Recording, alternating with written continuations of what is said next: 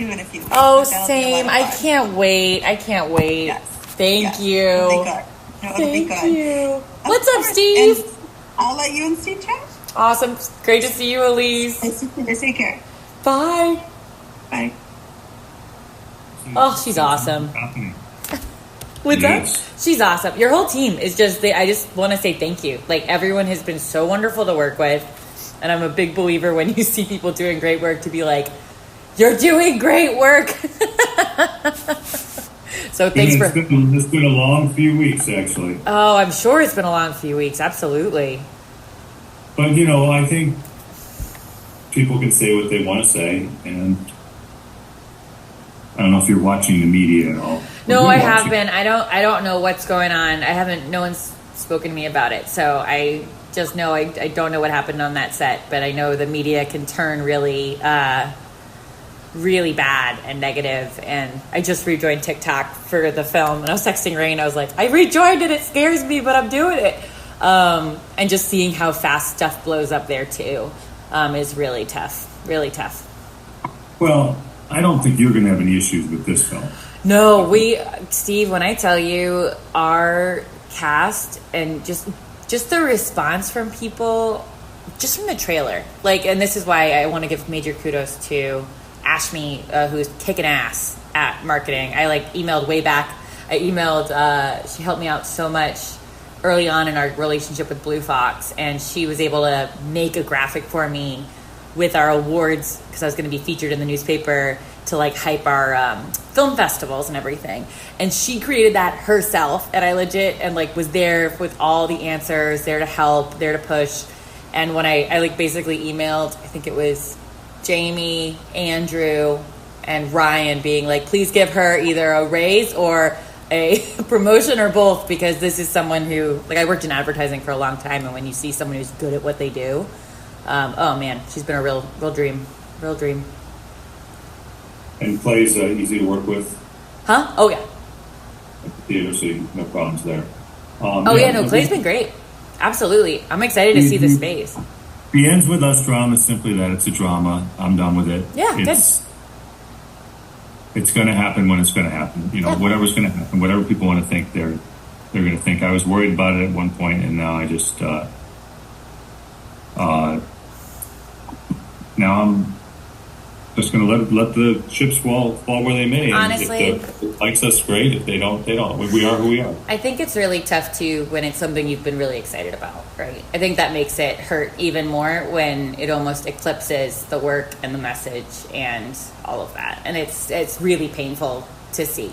At the time we released, we were not excited about it. We just wanted to get done with it. Sorry. I'm sure.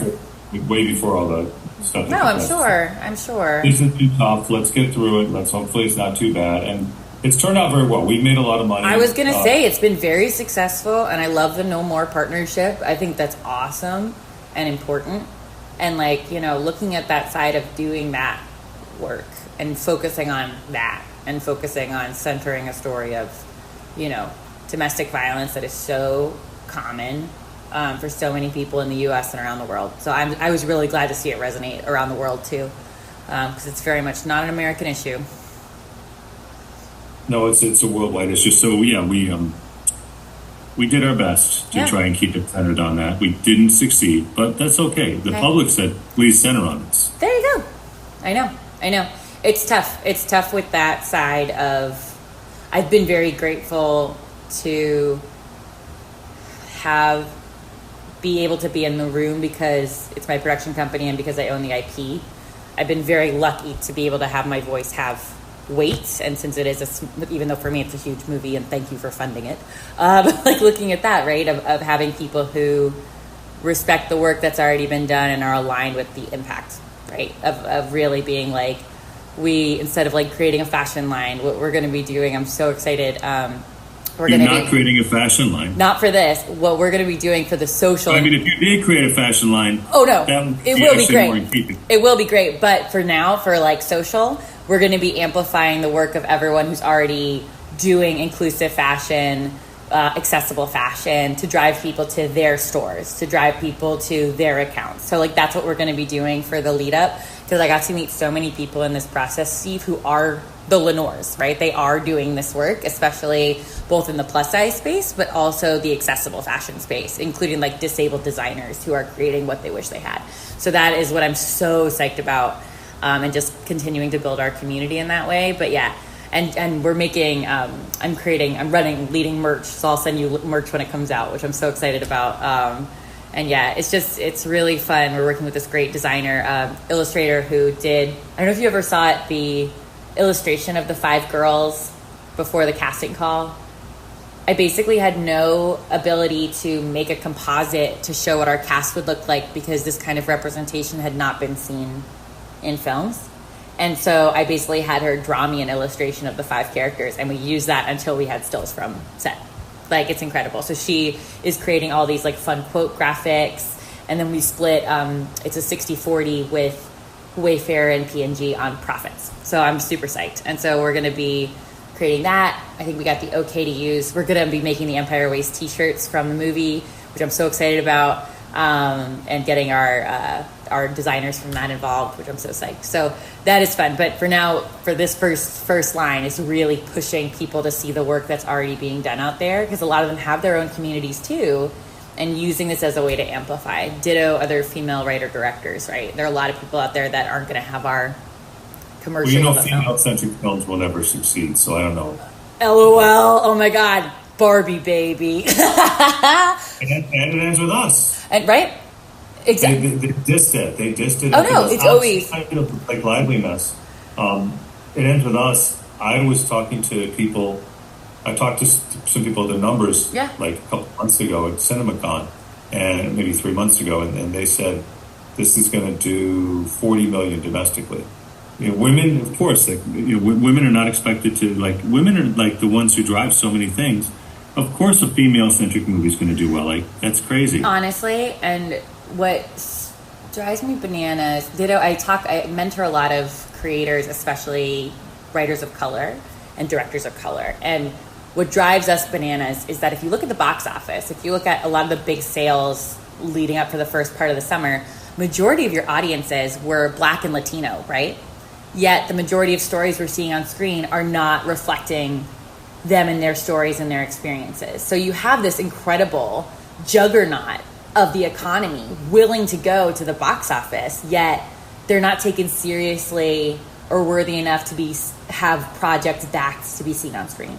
So it's really undermining the power of different groups, like breaking it down into financials, right? And undermining the power of word of mouth from women, undermining the power of word of mouth of communities of color, right? Of saying, this has our seal of approval. We all have to show up and show out for this person, right? It's incredible. So it's just it's really frustrating. And one of the reasons I held on to the IP was I wanted, with my other projects, to be able to fund, similar to me, like voices that are not seeing themselves, people not seeing themselves represented on screen, just for development, right? Just to be like, set aside time to do these live readings. Set aside time to meet your audience where they are and develop it, because you are worthy of doing it. Because that for me, If you look at Hollywood, like the top, so It Ends With Us is now, I think, the 11th highest grossing film. It's going to be 10 pretty soon. I'm so excited for you. But it's every film in front of it is a rerun. Yeah, right. The best feedback we've been getting, in addition to people seeing themselves represented on screen, has been, oh my God, it's not a remake or a sequel. And I'm like, and then take it from, like, I'm part of these amazing filmmaker communities, and I'm sure you have them too in Chicago, of just people creating incredible original work who they're not seen as being valuable because it doesn't have an IP, or it doesn't have, hasn't been proven that it works before. So you look at it, and it's like the industry can be incredibly uncreative for being a creative industry. And it's one of the reasons why, like, I encourage people to meet your audience first. Like, prove that. Because our movie resonated with people from 14 to 84. And that was, for me, in addition to the creative, and this is why I teach it. I teach the creative, but I also teach the business. I'm like, prove why you are worth an investment. And, like, be comfortable talking about that. I think it would go lower than 14. I think. Oh, no, that was just the script. The movie went down to 8. Yeah. Movie went down to 8 and beyond. And like that for us, I don't know if I told you this, our editor, Aziza, she has now her daughter's, 8, 7. She was 5 years old when we were editing, and we edited on Zoom for most of it. And she would love watching the movie. She still quotes the movie. But there's one part where Kayla goes, "It's me, bitches," during like a photo shoot. And Aziza would jump in front of her and go, "Ah!" So she wouldn't hear the word and start saying it over and over. It's the best. But the best part was when we moved from remote to our edit bay, as Satya drew all these adorable dresses that we covered all our walls in the edit bay. And she would come to visit us, and she was 5. And I had a designer who I met who's an amazing, Melissa Mercedes, who I'm going to ask to do some work for us for screenings. Like, she brought her 16-year-old daughter and her 8-year-old son. And it was so cool because Marissa, she's crying. She's crying from the emotional side of being a mom, being a woman who's plus size. Her daughter turns to me and goes, "I'm going to force everyone I know to see this." Like, it was so earnest. And then her son goes, "I liked when the dad put his hand in peanut butter." Like, it was just so rad, right? Because it hits everybody and it hits everyone. It's an original movie, which we don't have. Like I said, Ezra, which we made, was an original movie, which I loved. Which I loved. Well, we have to get more people out. So let's see what happens. You know, we'll put it out there. I'm sure we'll have a good run here in Highland Park, at least decent. Oh, I can't wait. I can't wait. We'll see. And the bottom line is that the victory is getting it out. Honestly, right? And the fact that we're going to be in theaters, we're going to be on Friday. Our trailer's going to be in theaters. Which for me and Crystal, I stopped our meeting with Blue Fox, and I was like, "Sorry, I'm just going to scream real quick. That is so cool." And the fact we had 1 million views on Twitter, we had just an incredible response, and all these people, Steve, who inspired me to get into this work, who have incredible followings, are now following and reaching out to me and asking if I'll talk about it. I'm like, your book shaped how your social movement shaped how I see the world. So that in particular, the word of mouth campaign, as well as the paid we're going to be putting behind this. I know we got, I think, 150K promised from P&G, which is going to make a big difference. But for the education curriculum, the conversation we had with Debbie is fantastic, because a lot of what we're doing for Crystal and I are doing is really word of mouth, spreading everything to people who will really be able to amplify the education curriculum too. So that way we can keep the money focused on promoting the film and getting, butts and seats for theaters, and then us amplify our network, which is really fun. Amazing. Well, we'll do our best to. No, you're doing great. You're doing great. But I also know, coming off the It Ends With Us stuff, I just want to say I see you, and it is exhausting. It's exhausting. It's a lot. It's a lot. Jamie was the most exhausted. I'm sure. Everybody. Was he was, I'm sure, the go-between with Sony, right? He was the go-between. He was the one who was taking the brunt of the hits, because you didn't see the brunt of the hits, the slam jobs on us. Oh, I didn't. No, because nobody saw them. Right. Jamie was stopping it. So Jamie was stopping the worst of the worst. Oof. There was a point where they were trying to slam the Baha'i Faith. He got that done and out. So, basically... Who was? Was it Sony or was it public? Yikes. That's icky. That's icky. Oh, they went after everything we had. Luckily, I was out of it. So, I'm glad. Nobody had mentioned me. But that's because I'm a nobody. I'm nobody. We know who you are. Yeah, but it's kind of a blessing. Let me tell you, it's kind of a blessing. I know. Well, that's right. No, there's all these things that, because Blake and Ryan paid for the movie. I'm like, really? Really? Send me a check. Every time I've seen that, or some of the comments I see, or on the flip, they'll say that Blake sold her cut back to, and I was like, that's not how it works. You own the footage. That's not how it, and people will say it so confidently. And they'll be like, yeah, because they bankrolled the movie. And I'm like, that's not how that's not how it works. Right. But we just sit there quietly and let them think what they want. And, ultimately we're not going to, but Blake and Ryan are billionaires. I don't think they are, actually. No. And even if then, everyone has a stake in everything. It's a lot. And, yeah, I think it was just fanning the flames, and people... I saw this great, so I started following this great TikToker who is a PR expert, and she specifically talked about how August is like the worst thing for something to happen because people blow it up because it's like very quiet. And so like looking at that, she's fascinating, but she basically is like a lot of the biggest dramas have happened in August when people are like out of office at these like publications, and people just kind of run rampant because it's still summer and just blow everything up. But no matter what, it just sucks to. I'm sending out the love. I'm sorry, it's been so exhausting. And I'm hoping this is a positive boost. I just talked to Jamie. He's going on vacation for 2 weeks, so I'm hoping that it's too hard while he's on vacation. There you go. Good. So hopefully he needs a 2-week vacation. He's been working around the clock. Yikes. He interested in their families are going on vacation. Good. I'm glad. Yeah, so what can I do when you're in Chicago? Oh my God, who knows? I mean, I'm just excited to see you. I'm excited to meet the Humanity Rising kids. Seriously, because this is what Crystal and I love doing, and so do Mia and Mima. But no, I think looking at that, talking to students always makes us really happy. I know I'm going to try to find a photographer to do like a little photo shoot with me, Mima, and Mia, since we're all going to be together all glammed up. So I'll keep you tuned in on that because I'd love for you to be in on that too. But yeah, no, I think for us, we're just excited to reunite. And I think Blue Fox is working with Humanity Rising to get some like press involved and stuff like that. But you let me know.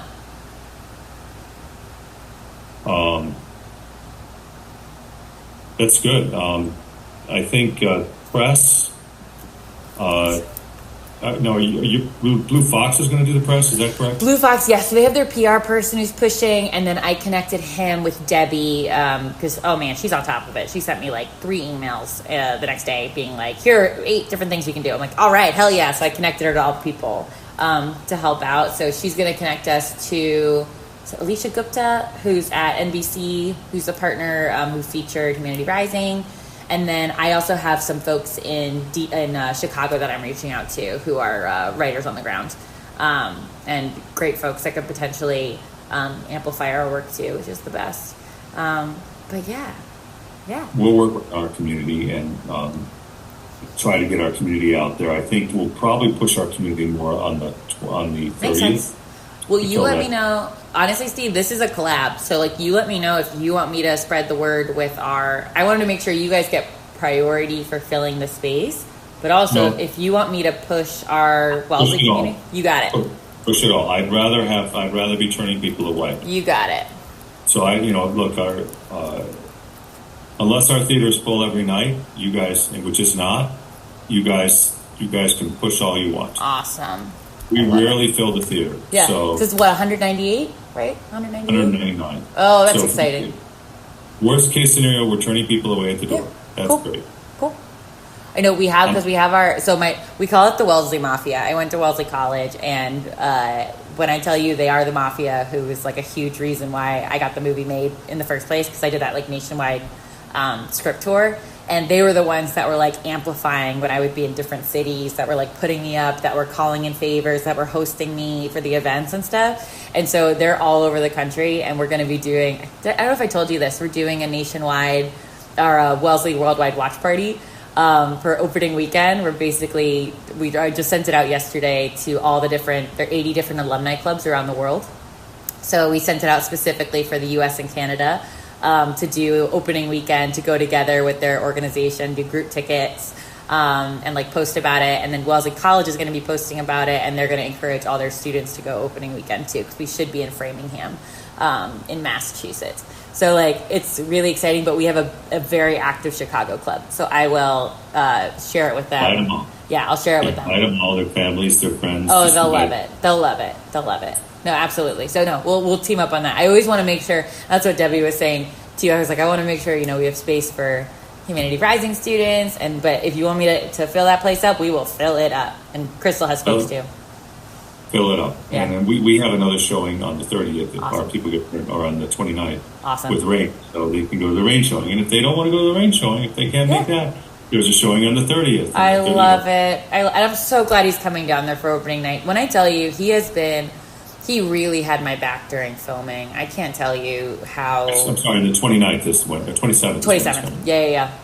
But like, he really had my back during filming. Because this was my first feature, and he just really, he would always, when he had a thought, he'd go, "You don't have to take this." I was like, "Rain, I'm going to take your thought. It's going to be great." But he really, I was so grateful to work with him, and just the way he approached the actors, and he still does, of being like, "I'm an equal, like, I'm Rain, hello." Like, that for me, for all of them, made them feel really seen and safe. It must have been like so like starstruck to be working with Rain most. They were, but he like from the first time we talked on the phone, he's like, "I don't want them to feel intimidated by me." Like, that was, and I relayed that to the team. I was like, "Rain wants you to know," and he walked the walk when he got there. He like shook everyone's hand, including the extras who had no lines and like no names in the movie. And he's like, "I'm Rain. It's so nice to meet you. Let's have fun." And like, when I tell you, because that was like the vibe we were really cultivating on this set, of making sure people felt safe. And wow, what a gift. What a gift. The irony is Justin is just like that. And like, you hear things from the and it ends with us set. So you hear two different sets. It's like, wait a second, which set was it? Was it the set that Brandon Sklenar talked about, where it was amazing? Yeah. Or was it the set that Brandon Sklenar talked about? Honestly, it's so tricky. Especially, I don't know, because I wasn't there, so I don't know what it was like. I was. You were there. Was it bad? No. Oh, God. Justin never has a bad set. Yes, it was the worst set he's ever been on, but no, it wasn't bad. I was there on set. It was, Justin is really kind and loving, and he's like Rain. So you imagine Rain's running a set. It's just, it's a Baha'i set. It's never going to be like that. No, it was just, everything was made up. It was manufactured. And it was manufactured on purpose in order to take Justin down. It sucks. I'm sorry. I'm just sorry, because I know the intentions of making the movie were with such a purpose. I'm sorry to have this going on. I'm hoping it didn't take Justin down. No, I'm hoping it's winding down. Fingers crossed. I think it's going. Well, Hollywood's still got a hold of it. Yeah, that's because it's quiet again. August, man, August. I'll send you this video from this TikToker. I love her. She is just like, she is a pro. I think she's in her like 50s, and she like breaks it down to like educate people, to also make them better consumers, of being like, hey, is what you're reading true? Or, what is a source? Like, who could it be? Like breaking it down to everything to make people more informed readers too. Because when I saw everything blowing up, I was just like, oh, Jesus. Like, it just, and just, I was actually in Chicago for a wedding, for a friend's wedding that weekend, and I was just like, had rejoined TikTok to like share the trailer, and then I was like, oh my God, what's going on? But I've read more of that. I've never was on TikTok before. I've read enough, but right, seems like TikTok, Instagram are pretty pro Justin. There's Reddit is a little bit more even, but Reddit just seems mean-spirited. Reddit can be very weird. I've been on some pages that are like, so like for plus size fashion and stuff, it's very supportive. But I think it's also, there are different corners of it where people go just to be like terrible. Yeah. Reddit freaks me out. Reddit freaks me out. Oh, they're both assholes. Yeah. Whatever. No, Reddit freaks me out. You have no idea what you're talking about. That's the thing. You haven't read anything. You haven't watched anything. You're just trying to be mean. Yeah, and like that's the thing. We're also there's a big push right now about parasocial relationships. Like, I don't know if you know the singer Chappell Roan. She just blew up this year. She was like an indie artist, I want to say like 6 months ago, and like completely blew up. And she actually came out this week or last week on a podcast talking about that it's not okay to stalk people because they're famous. Like, it's not okay. Like, you don't know me. And like, it was very honestly brave, because people are like, well, I made you. And she's like, no, like, I don't owe you anything, and my family's in danger right now, and people keep trying to touch me and keep trying, and like putting up that kind of boundary to be like, we don't know each other, but people form these parasocial relationships, right? Of where they're like, oh, I know you. I've known everything you've ever made. And I, they attach their hopes and dreams to a person who's human, who they've never met or like haven't worked with, or, it can just be really scary. It can be super scary. I don't know. But I'm sorry it's been so... Are you able to take a vacation soon, Steve? Do you get to rest your brain? No, but mine isn't so bad. I'm okay. Yeah. Jamie was working till 11 o'clock at night. I just checked in occasionally. There was a week that was long for me when we thought we were going to have to go into court. Oh, and God. I still don't know that we won't have to go into court. Sure. I just know that for right now, it seems like détente. And then if they persist and they push to the limits, then we'll go to court. And then it's all on me. Then I'll be working harder than Jamie did because it's going to be protecting the studio, right? I will protect the studio like Israel protected itself from Hamas. There were 39,000 dead bodies. There will be 2 dead bodies when I'm done, minimum. And so, not dead, but dead to me. You're dead to me. You're dead to me. So that kind of dead, but dead to a lot of people. If they ever get me to that point, then I'll make it worth their while because I'm going to spend a lot of money to make sure the studio is protected. But I don't think we'll go there. Yeah, I hope not. As someone who that's not the world I want to live in. No. I hope it goes away. I just hope it goes away, or that people lose interest or realize it's harming everyone's career. Yeah, I think that we'll just probably for years. Yeah. This is not going to go away. I don't think it's going to go away anytime soon. Yeah. We'll have to be defensive for years because there'll be stuff coming at us. I will be defensive for years. So if they ever cross the line, then I will go after them. Yeah. And Jamie at one point called me up and said, "I think we're going to need you." Yeah. And we have lawyers ready to go. We have our press people, our PR people working. We haven't had to engage the lawyers much yet. That's good. That's a good sign. That's a good sign because that gets ugly. Nothing's really hit our studio. It's never basically people love Justin and they still love Justin. Yeah, that's good. And if you meet Justin, how could you not love Justin? I know. But yeah, I'm just glad that I'm just sending all the good energy. I hope it stays safe. I hope it stays safe. It's tough. You know what? Just you were lucky you had a production like that. And almost all of our production is almost all of our productions are like that. I'm glad. Ooh, I also heard, just total tangent, ADHD. I heard the Hurricanes got their trailer premiered on NBC this morning. Really? Yeah, they got their premiere on NBC, which is they talked about it in our meeting on Tuesday. I'm so excited to see this doc. I'm so excited. It's like right up my alley. I'm so psyched. That is... Yeah, the Hurricanes is very good. Yeah, we've been involved with some really cool stuff. Yeah. And play it. And we've got other films by other people we're playing. Yeah. We're playing a film about disabled people called Daruma. We have a film that's coming out. We have Sugarcane, which is playing now. And then we have, hang on. I'm trying to think of the name of the next film. Bull Street. Cool. I was going to ask, have you always wanted to open a movie theater, or is it something that's been percolating in your brain, or was it just because I love a dear friend of mine, I thought of you, a dear friend of mine who's she's a product manager and she's a phenomenal filmmaker as well on the side, but she's trying to switch careers and wants to open up a movie theater. So I'm loving talking to people who run them to ask what made you get into it, and also any advice you have for them I can pass along. What is her job right now? Product manager at Warby Parker. She's a genius. She keeps everything moving. And she's based in New York. She really wants to move to Barcelona. She lived in, I think, France for years, right out of college, or right after high school. And we met in a theater festival we were both in. And she is just one of those people who's brilliant, but also supports the hell out of other creators. And I just love being her friend. But she loves movies. Basically, movies are how she gets through tough times at work. So, double up on her movie going during the week and wants to share that with people. Here's what I would say. People aren't going to movies. It's been a challenge for me. I've lost a lot of money. Having said that, it's also, I don't think movie theaters are completely going away. No, not at all. I think the renaissance will come, but you have to have an angle at it. Yeah, right? Does she have the money to withstand some bad times? No, not yet. Not yet. Not yet. Well, I wouldn't do it unless she had a little extra money. I know. I think for her, it's a dream in the future, but also she wants to learn how to run one. But that's important to know. Same thing that's why I love.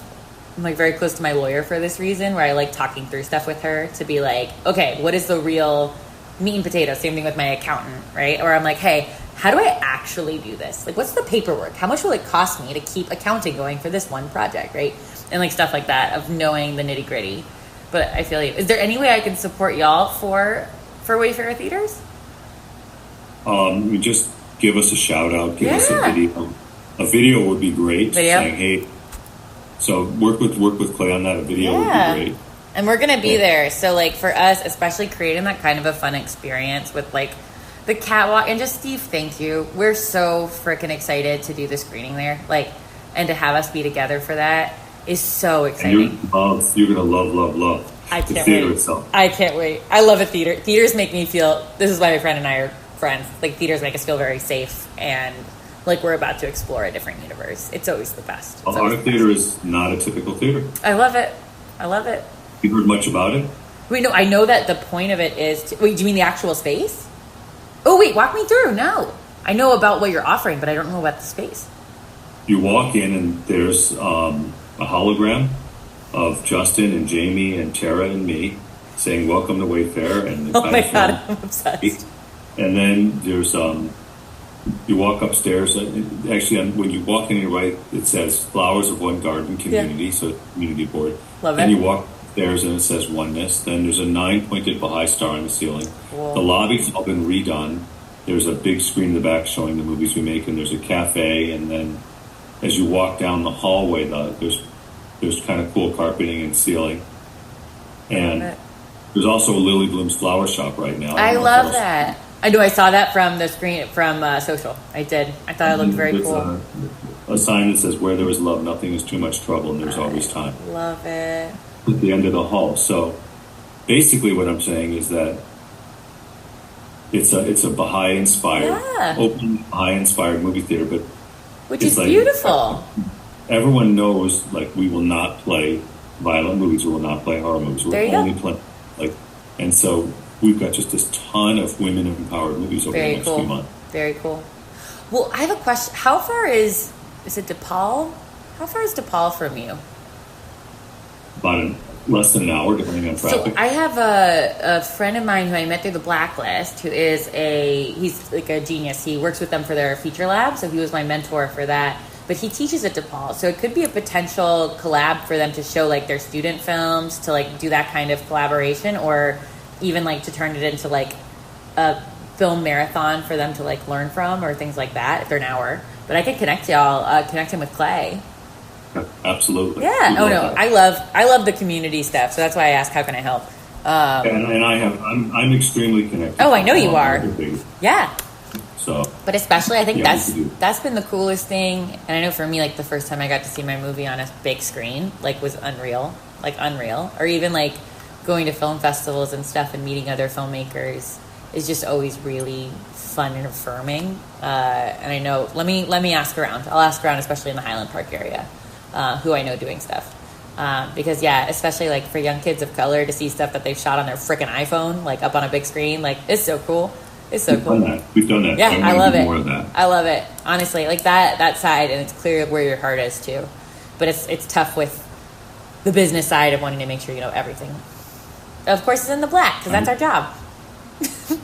I have a friend who might want to do that for me. I got to talk to. Yeah. Like start doing filmmaking classes. For honestly, kids. like when I tell you, like I teach, and I always offer financial aid because a lot of folks just to like clear that barrier. But what is so fun about it is it's them starting to build their own community too. So it's like having a teacher, but for them to be able to text each other, to support each other, and like start building that community early instead of feeling isolated. Like my filmmaker community had my back so hard during this. Like half of them were part of my director's cut early screening when I was like getting notes and things like that. And we support the hell out of each other. And like forming that early as a young creator, I mean, no brainer. And making, especially since you have a cafe, making it a place to hang out and like bring your ideas. Something I had for an idea down the road was having like a little board of like looking for creatives, like looking for a cinematographer, looking for a, you know, like kind of a thing where you can hang out. So like even turning your cafe into that kind of a supportive space for filmmakers could be fun. We've got a lot of work in front of us right now. I know. Anyway, I better run so I can have my break today. Go have your break, and it was great talking to you. And I'm just sending all the love. I hope I do hope it calms down. I will say that. It's going to calm down. It's already calmed down. Good. I'm glad. All right, my friend. It was great to see you. Thanks for hanging out. Just we will see each other in person in 1 month. I'm so psyched. And I'll send you all the good stuff. Well, I'm really looking forward to getting it out there, and I'm glad that I couldn't believe we weren't going to do anything. I know. I was a little bummed too. I know that, but also it's such a huge ensemble, and it's such a small budget film, and Blue Fox is putting up a lot of cash to do a lot of this stuff, which I'm so grateful for. So for us, what I'm going to try to do between you and me, if we do a New York screening with Blue Fox, I'm going to see who they're flying out, and then I might fly out 2 other people from our core cast, so they can all just reunite together, and we could just celebrate and go do karaoke or something just to celebrate. Yeah, it's why we do it, right? Community's everything. But when I tell you how excited people are around the world, it's unreal. That's wonderful. It'd just be a sleeper hit then. Honestly, really cool. That's what everyone's saying. It's very cool. I'm not getting. It would be great if we have another hit for Wayfair, and we're going to. No, right? And that's the thing. And this is a female-led project, right? Of really all female department heads, everyone working on this project. I'm really centering our casting team that did the nationwide casting call, because the casting agencies didn't have people. They didn't have them. So we're hoping with especially Blacklist is going to be really amplifying the development process and what we did. So adding that to industry recognition is going to be huge. So I'm very excited. So I love this women's empowerment. We have another. I think I told you we had another first-time director we supported. Yes, a woman named Scarlett Johansson. Yeah. I'm so excited for her. We're trying to get her first big break. Maybe people will hear of her. I mean, but Scarlett Jo, who? I can't. I love it. No, but honestly, every time you're a first-time feature director, it's your first time being a feature director. It's tough. I love that. She was so cool, calm, collected, and confident. No, and nice. Which is what you want, and just professional, right? You want someone who's professional, who I don't. It's so interesting because you work with so many people, and almost everybody's nice. And then there's Blake, who's she's totally different than everyone else. I'm sorry. It's not to say anything bad about her, but she's different. Different. There you go. And I don't. I think for the most part, most people see what we're doing, see we're nice, and they're nice back. Yeah. Even if they weren't perfectly nice. And I just think some people forgot to learn how to be nice. The industry. I left it for a while, Steve. I left it for a while. There was a reason I was originally going to make this movie in my hometown. It's a tough, icky place. It can be a very icky place. I think that there's a lot of good people out there. So what we're doing is we're figuring out who we want to work with, who we don't want to work with. And then we'll just work with them, and then it's done. And anyway, have a wonderful day. I'll see you. You too. I hope you enjoy your break. It was good to see you. Tell all your friends. I will. No, I'm going to send the invite out. Absolutely. And I just have them RSVP to Clay, right? I think. Yes, perfect. Exactly. Perfect. Awesome. RSVP to Clay and or Elise. Awesome. She can help as well. Anyway, you can talk to Elise and Clay and ask who they want. Perfect. I will. I actually think that it's probably better having it go through Elise and her team, but ask them who they want it to go through. I'll ask. Awesome. Thank you, Steve. I hope you have a good rest of your week. You too. Bye. I'll see you.